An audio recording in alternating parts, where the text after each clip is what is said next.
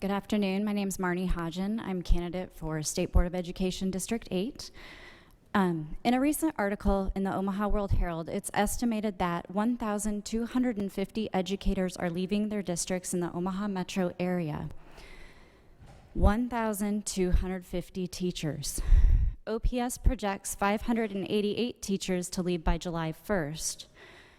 So that's 588 just from one district, which is almost half of the 1,250 metro-wide.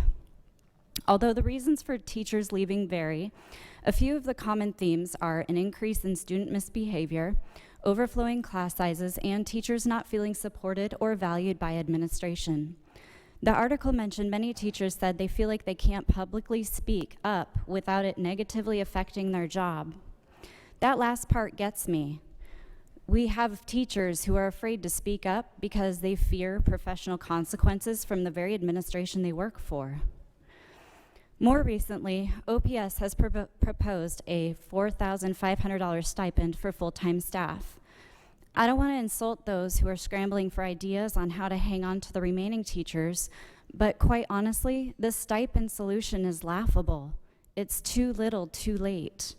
Money isn't going to solve the teacher mass exodus. Teachers are leaving because they don't feel listened to, heard, valued, or have the freedom to use positive discipline in their classrooms for misbehavior. Throwing money at teachers isn't the answer.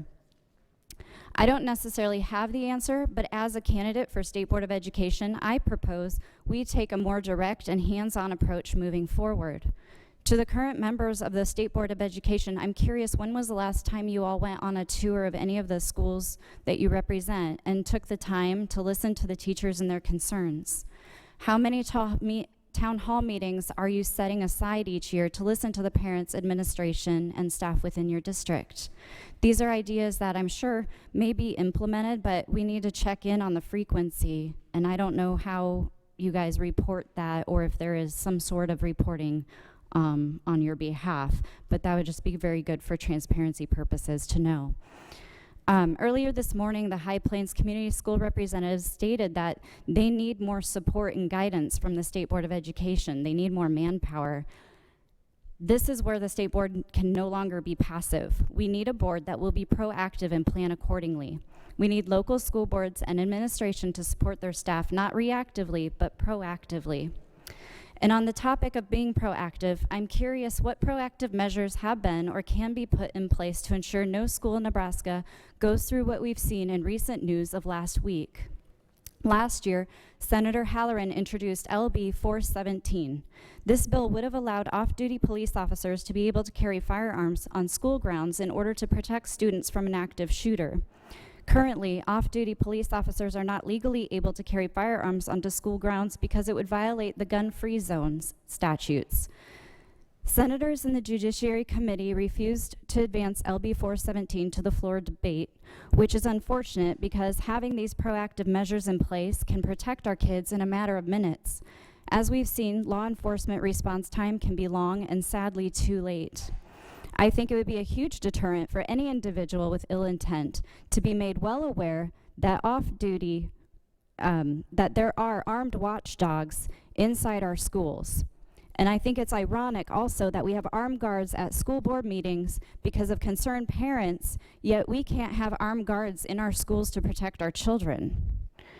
What can we do immediately to ensure our schools stay safe? Does the State Board of Education still have remaining ESSER funds? This is a question we want an answer to. And what amount, if so, remain?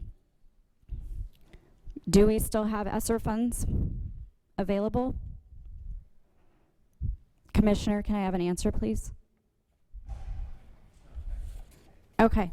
Well, I do think there needs to be some transparency on that in the future, and I would like to have a call to action that whatever is left, we can begin to utilize to improve our school safety. And because you know, one thing that the State Board has done is spending money on a consulting firm to help the board members work on their social emotional skills, and I'm sure that we can find a better use of that money to go towards our school or kids' safety. Thank you. Thank you, Marnie. Amber Parker.